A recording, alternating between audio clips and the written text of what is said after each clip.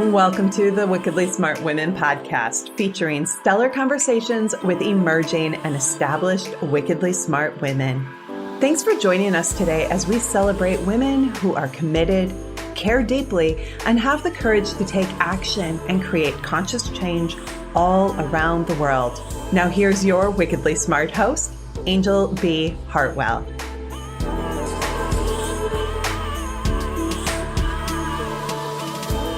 Welcome to another episode of the Wickedly Smart Women podcast, where we celebrate wickedly smart women and provide our listeners with a wealth of wisdom along with immediately actionable steps to be smarter, spunkier, and more successful in their impact and their leadership. This is your host, Angel B. Hartwell, and today we welcome our very special guest, Sandra Ciaramitaro. Sandy has taught morality, ethics, and social justice courses at a private high school in Michigan. In addition to her teaching career, she has taught, developed, and implemented programs and curricula that are focused on helping children realize the importance of living altruistic lives centered on love. The Good Eggs series of books is her contribution to supporting children as they learn about virtues, diversity, and service, essential concepts to integrate into their lives. She is also the founder and president of the Good Eggs Foundation, which is dedicated to helping children in need through eggings. And I'm very excited to have you here on the show today. Thank you for coming, Sandy. Oh, thanks, Angel. Thank you for having me. I've been looking forward to it. Yeah, well, I really love what you're about, Sandy. So I want to start our time together asking, were you always altruistic? Did you come from a family that really instilled these kind of values in you? And were you always interested in serving and supporting children? Or is this something that came later in life? No, I think it's always been a part of me. I do feel like my family, I came from a wonderful family that really supported those things. I always remember, and I laugh at it now, my mom would, you get in the mail like March of Dimes or St. Jude's and things. She would, every single one, she'd write a check for every single one. And my dad would say, just pick a couple, you don't have to. No, my kids are healthy. My kids are doing great. I feel like I want to give back to them. And I always have that vision of her putting these checks into these nonprofits. So I always had, a soft spot for helping people and, wondering what makes people tick and, psychology and sociology and things like that and theology. So I always had that in me, and it just kind of grew out of the writing. So it's always beautiful. been part of me. So what inspired you to become a teacher?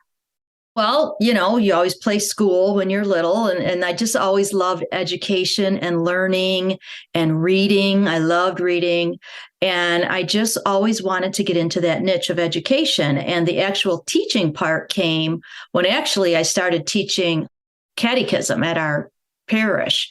And then that kind of sparked, I want to go into higher education, into secondary education, which is what I ended up doing. Yeah. And so how long did you teach, Sandy? Or are you still teaching? I'm still teaching. Yeah, I'm on my 23rd year. Woo, congratulations. So I'm actually looking to transition now out of that because it's been a good ride, but I really want to focus on running the foundation and being the children's author full time. Yeah, beautiful. Well, Sandy, one of the things that I'm inspired to ask you right now is after 23 years in the teaching industry, and I really want to tie this into your book series, which is all about teaching children the virtues, diversity, and service. What have you noticed as a teacher over the last 23 years? Have you noticed an erosion of these things, or have you noticed something else that is driving you to want to teach this and to want children to be receiving these things? Yeah. I teach high school, so right. I can speak to high school kids. The books are for elementary school, but I feel to get them younger. But I would say over the course of 23 years, you can probably imagine, I'm going to say the internet has really, really eroded some ways of thinking and attention span and language and just treatment of others and low self-esteem. Yeah, I've been seeing that as a trend. And it seems like each year they're more and more absorbed in it. And, it's to a point where we have a pouch on our wall with pockets. Put the phone in the pocket when you come in because you lose them. They're just so absorbed in the technology. It's like their teddy bear, they can't be without it. So yeah, I think things need to take a step back and be in the present moment, not worry about what you have on and who looks better and this and that. And, you can imagine there's incidents with pictures and things like that. And just to teach them to value yourself, and value others. Yeah. So. Well, it's interesting. I was looking at something the other day around the different generations, and my particular generation, probably yours as well, was the first generation that grew up and we didn't know life without a television set. Right. Like our generation didn't know what life was like before TV. We always had a TV in our house. And now it seems like the most recent generations, my son included, like my son was born the year that the internet showed up on my desk. Okay. And all of these subsequent kiddos have not lived in a time without it. So what's really interesting is how do you think, Sandy, in addition to getting to the littles, right, through your books and through your foundation and the work that you're doing, how do we as a culture, as parents, as a society, support our kids to really align with the ethics and social justice and morality that we would like to see proliferate in the world? Yeah, it's hard. I mean, it's not going away, and it's not something you can or should take away either, because it's part of their culture. It's all they know. So I think a way of, as much as the internet can be used negatively, I think it can be used positively. So it's a strong force, right? If used the right way. So to teach them maybe tools and ways to use it positively and how not to get caught up in these chat rooms, or if a boy asks you for something, just know who you are, know your self-worth, and say, well, I don't participate in that, and then send a positive comment to one of your friends, maybe just teaching them things like that, giving them tools to really use it for goodness and not for competition and not for negativity. Beautiful. So you got inspired to write and you got inspired to start this foundation. Tell us a little bit about that journey. Like, when did you start to think about the writing and when did you make the decision to create a foundation? Okay. So I started thinking about the writing forever because I've always loved, like even in elementary school, I loved to write plays. I loved to write stories. One of my favorite assignments was our teacher would give us, 20 spelling words and say, you have to use those words in a story. And I loved that. So I always loved creating characters. So that was from very young. And I always thought, I want to write a children's book when I get older, but life gets in the way, as the saying goes. You have kids and there's no time. So once my kids grew, that was still in my mind. And I said, well, this has been kind of nagging at me for quite some time. So I'm going to sit down and think, kind of map out what I want it to be like. And I wanted it to be teachable, teach something good for kids. So I mapped out the first book and I was trying to think of goodness, good. And I said, good eggs. I'm going to make the characters eggs. So that's how that kind of just started. And I picked 12 virtues. So it's a dozen for the first book, dozen chapters. All the characters have egg in their name, like Reggie and Peggy and Meg. And then there's Benedict. There's Miss Poach, who's the teacher, which is kind of my alter ego. And I went on from there. So there's 3 boys and 3 girls, and then the teacher, and there's a coach, and there's all kinds of things that take place. So I broke it down like a school year because I'm a teacher. So they start in September, and each month they explore a different virtue by a situation that occurs, like an everyday kid situation, nothing groundbreaking, yet they learn something that a kid reading it would say, oh, yeah, that happened to me. Or I know someone that happened to. So easy situations, yet they learn a virtue. Like, for example, September, it starts. The first one's about understanding. And then you have forgiveness, and then generosity, and then gratitude, and it goes on all the way through August. So I thought I was going to just write that. Okay, I'm done. But I wasn't done because I felt like another nagging, like, oh my gosh, they're so cute. I love these characters. I got to do another book. So then I said, I'm going to take them around the world. So they learn about diversity. So they go another 12 chapters, 10 different countries. So they go like to Chile and Australia and Zambia and Norway and Italy and Egypt, all around the world.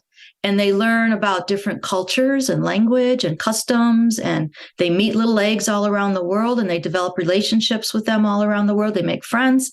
And they realize at the end that, everybody just wants the same thing. Everybody wants to be loved and respected and heard and to live in peace. And that's kind of what they gleaned from that year. So that's the second year in their life. And I said, well, I got one more to do. So I brought them back to their hometown, which is albumin, by the way, and they learned the importance of community service. So the third one's called The Good Eggs in the Community. And there's a half a dozen chapters in that book. And they learn all about how to live as people giving back to their community. So they help kids, they help elders, they go to a food bank, they put on a health program, they go to a nature center, they go to an animal shelter.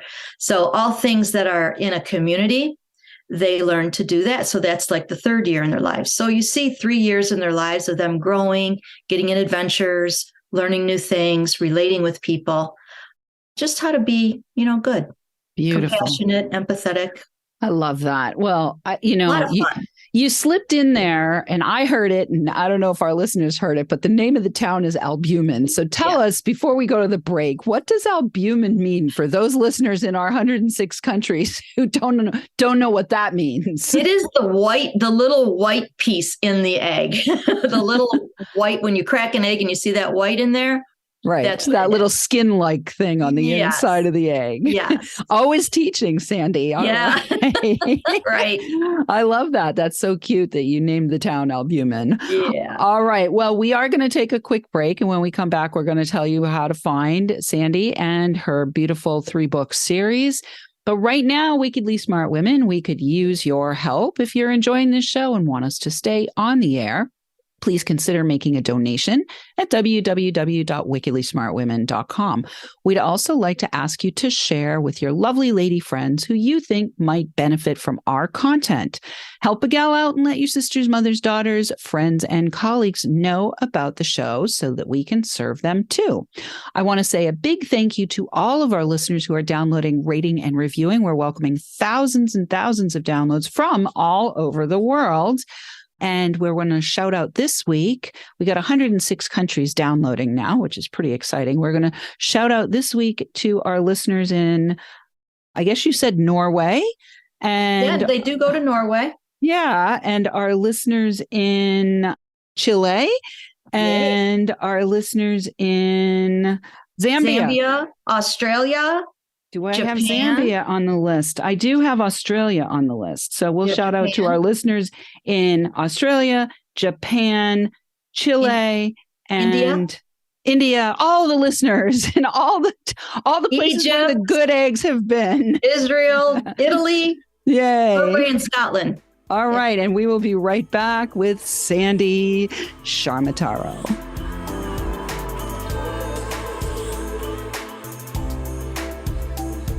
The Wickedly Smart Women podcast is brought to you by the Wealthy Life Mentor. Women, are you on the edge knowing that life is calling you to make a change? Are you ready to be part of the evolution of what it means to be a wickedly smart woman, creating your wealthy life by design? A life that is an extraordinary work of art. Angel B. Hartwell, the Wealthy Life Mentor, is hired by women in transition. Women just like you who want to break through to their brilliance, become clear on the value of their wisdom, and embody a beauty-filled, balanced life of shameless self-expression. Discover your wealthy life readiness by taking the quiz at quiz.wealthylifementor.com.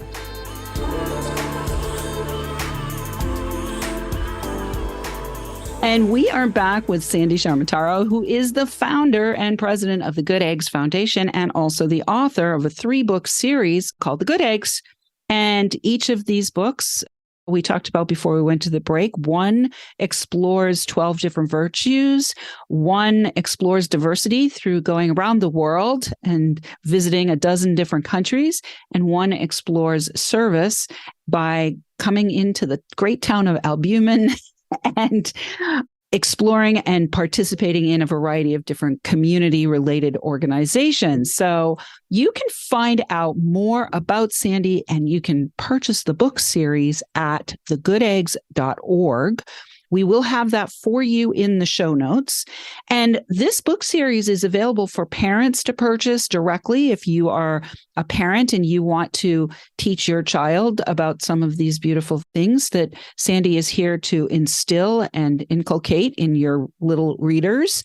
Feel free to access the book directly, or if you are a teacher yourself or part of a school or other organization that you think could benefit from these beautiful, fun books, please feel free to go to thegoodeggs.org and reach out for Sandy, who probably would also be happy to be a speaker at any of your events. Sure. That might be zoom in anywhere. Yeah. Yeah, she can zoom in anywhere. Just so they know, Angel, that they do come under the category of social emotional learning. Social emotional learning. Beautiful. Yeah. Well, thank you for big in schools. Mm-hmm. Yeah, thank you for clarifying that. So, Sandy, before we went to the break, we talked about the books. I'm also super curious about what inspired you to, instead of just being an author, like you decided to go ahead and go the route of creating a nonprofit organization and a foundation. So let's talk about that. I think you're probably one of the first people. There's maybe been another guest on the show. I can't remember off the top of my head. We're now well past 200 episodes, but you seem to be one of the first people that I have recall interviewing that started or founded your own organization, nonprofit. So let's talk about that a little bit. Yeah. So as I was saying, when I thought I was done with one, it morphed into two, morphed into three. And I thought, okay, now I have a series, but something more was nagging at me. And I said, I want to put the books into action. So I really wanted to open a nonprofit that serviced children, underserved kids. So I based the nonprofit like the book series once a month. So once a month, what I do is I seek out an organization or a family that may be in need, and I ask what they may need that month, and I tell them they've been egged. I said, well, you've just been egged. And so, for example, there's a man here that builds beds for kids coming out of homelessness, and he needed bedding for those beds. So I got a whole bunch of those bed-in-a-bags, and brought them over to him. I said, you've been egged. And I give them a little plaque that with their organization on it. Sometimes I'll bring them a set of books as well. So things like that. It's different every month. I've done, camps, like summer camps, to help out other like underserved schools that might be putting on sports camps. I've done a math tutoring program. I've done lending libraries. I've egged a lady with a whole bunch of diapers because she started an organization for teen moms. So she was in need of that. All kinds of things. Mittens. We have a great organization here called Mittens for Detroit, and they needed some kids' mittens. So we did a whole bunch of mittens for them. So each month it's different, which I really enjoy because I'm meeting so many awesome people just in and around our own Metro Detroit area. Well, you seem to be having a hell of a good time too, yes. Sandy, and having a lot of fun with your foundation. It's a blast. I love it. Well, what I'd love to hear too is, so with the foundation, do you do fundraising in your local area and then use the proceeds to go egg people? That's how that works? Is that correct? Is that we just had a big fundraiser with a wonderful bakery here, Livonia Italian Bakery, and they had a cannoli festa. So they had 8 flavors of cannoli, and I was there signing books, and it was so fun. So part of the proceeds of the cannoli sales went to the Good Eggs Foundation. Fabulous. And the book sales are all the proceeds of the book sales go to the Good Eggs Foundation? Yes, all the net proceeds. Yeah, the net proceeds. Go to the Good Eggs Foundation. So that's one way people can help if they, just want to make a donation. They can just make a donation right on the website. There's a donate tab. Fabulous. It goes right to PayPal. And the books tab will take them right to the Amazon page. Fabulous. All right. If there's somebody listening, because we have listeners from all over the world, some of whom might be in a big corporate environment or have a big, be in charge of a big organization. If there's a bulk purchase situation that wants to happen, do they just need to reach out to you directly through the site? Yes, because I would contact Ingram Spark, probably. We might go through them for a bulk purchase. Mm-hmm. Okay, great. So Ingram Spark, for those of you who are listening, that's a book distributing company. Yes. Yeah, beautiful. So I'd love to hear about the journey of becoming a founder, Sandy, because I'm sure that there are listeners who have maybe had the niggle, the idea to found a foundation of some sort. Many I know end up finding, like in my case, what I chose to do was find an organization that was already established and support that rather than going through the whole process of starting my own thing. So what inspired you to start your own thing, especially since the Good Egg Foundation is going around benefiting other nonprofits, right? Right. So, because eventually I want to be like a private foundation where I don't have to get donations, but that's not right now. Right now I'm starting it and I need the donations, but I just wanted it to kind of be an example of what's taught in the books, to really look at the world and to look at, like, what do I need? I don't need anything, but there's people that really have needs, and maybe for whatever life circumstances threw at them, they, it's no fault of their own. And it's, why shouldn't we help? Why shouldn't we help? So I wanted to really emulate that action that's being taught to kids in adult terms. So to open it, though, is a lot of work because you have to apply to the IRS. You have to fill out paperwork. You have to have articles of incorporation. You have to have bylaws. You have to form a board. It's a lot. So when I got that letter that said, congratulations, you are 501c3, I was, had a little tear coming out because it was really an exciting day. So then I immediately started my eggings. So yes. Who am I going to egg first? Oh my goodness. Yeah. Well, what I'm hearing too here, Sandy, is the apple doesn't fall too far from the tree. Basically, you're doing exactly what your mom would do, is writing out those. Yeah. That's a good way. That's exactly right. Right. Yeah. So let me find some organizations that I can spread the wealth to. Let me try to help. Yeah. And it's really cool when you see their little faces, or they're just this one family. They were getting a new start and they were getting a new home built for them, and they needed bedding for their kids' bedrooms. There were 3 of them. So I called the mom and I said, tell me what they like. The little girl wanted hearts and the other boy liked video games. So I got all the bedding and decals for their walls that matched their likes, and went there and we made the beds, and their faces were, it's all you need. They were jumping on the beds. They were so excited because they were living in a shelter. So they had their own room with everything they liked. And it was just make them happy. They deserve that. Oh, they deserve that. So beautiful. Sandy, what a big heart you have. Oh, thank you. So in the last couple of minutes, what I'd love to do is, if there's anyone that who's gotten the books. Yes. Are there any people who've come back to you after they've gotten the books with any kind of story about how the book impacted their kiddos? I'd love to hear that.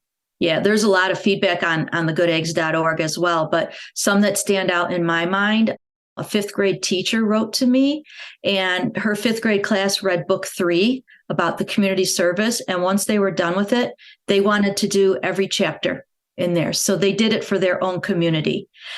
They helped children in their own school. They put together baskets for an elder care center. They collected things for an animal shelter. So they wanted to do that, what the eggs did. And even the local newspaper came out and did a story on it. So that made me so happy, because I said, that's exactly what I want. The result is that kids incorporate this at a young age and it becomes part of who they are. So when they grow into an adult, it's automatically, they have this sense of compassion inside of them.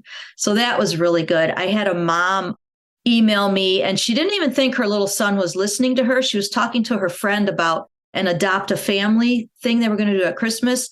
And he pulled on her arm and he said, Mama, that's just like the Good Eggs. That's what they did. And so she looked at him like, oh, I didn't even think he was listening to me, but he did. And then I had another mom write me and said her daughter, who's probably in the 4th or 5th grade, she goes, I don't know what's in these books, but my daughter couldn't put them down. She read all 3 of them in one weekend. I'm like, oh, wow, that's a lot for a little kid to read, but she loved them. So yeah, I have lots of good feedback. Kids do book reports on them. And yeah, it's really been a great journey. And I'm looking forward to more. I have big visions. Big visions, Angel. I have big visions too, as I'm sitting here listening to you. So one of the things that I just want our listeners to hear there that's important, I think, for you to know is that our children are really impressionable. Very much so. And what we put in front of them is going to literally impress their consciousness. Yes. It's going to leave an impression in their consciousness. And so that story about the little boy who tugged on his mom's sleeve and said, that's what the good eggs do. How beautiful, Sandy, that you've created a group of characters that are not only fun, not only teaching, and modeling ways of behaving in community with each other and with the world, but you're literally creating impressions in your little readers. How beautiful is that? Yeah, that's the hope. So that's the kind of stories that just warm my heart, because I'm like, that was my purpose, And I do have them on a parent level too, because I have a parent blog. So anyone who wants to journey with their child or anybody in the life of a young child, grandparent, aunt, uncle, anybody, they can go to the Good Eggs and the blog tab, and they can journey through the books on an adult level too, how to model for your children, because your children watch every move you make. So you're their best teacher. I love that. You're so awesome, Sandy. I am so grateful that you and the eggs are in the world. Oh, thank you. A couple more things. What can I mention? Yes, please. I have a kids podcast too, that they can hear them. It's like an Audible book. So say the parents are in the car and they want to put it on, they can listen to the story audibly that way. Beautiful. And I just had book 1 made into 12 episodes of videos. And they just got picked up by the Michigan Learning Channel, which is an affiliate of PBS. And they just started airing last night, and I was so excited. So they're going to be airing December and January, all 12 episodes. Beautiful. So that's exciting too. Congratulations. So, well, now we need to expand your reach far, far, far beyond Michigan. Yes. I have visions of live theater shows, right? We're like the Good Eggs Live, and beautiful selling books there and merchandise, and then do even bigger eggings. I want to do playgrounds and scholarships, all kinds of things I'd love to do. I love it. Well, keep your sunny side up, Sandy. And listeners. Good one. Listeners, we do love feedback. Please let us know what you thought of today's show by calling into our listener line. We'll have that number for you in the show notes. We will also have the link to thegooteggs.org for you in the show notes. You can send in questions or guest suggestions or feedback to listeners at wickedlysmartwomen.com. We could even give you a shout out on the show. Thanks for tuning in. Keep your ears open, and remember, you are a wonderful woman. Thanks for tuning in, downloading, and listening. Be sure to rate and review Wickedly Smart Women on Apple Podcasts and share with other women who can benefit from today's episode. Wickedly Smart Women is the premier podcast series for informing, activating, and inspiring the leader who carries profound wisdom and knows that now is the time to welcome wealth. We welcome your feedback and guest suggestions and invite you to subscribe to our mailing list to be notified of each new episode at wickedlysmartwomen.com.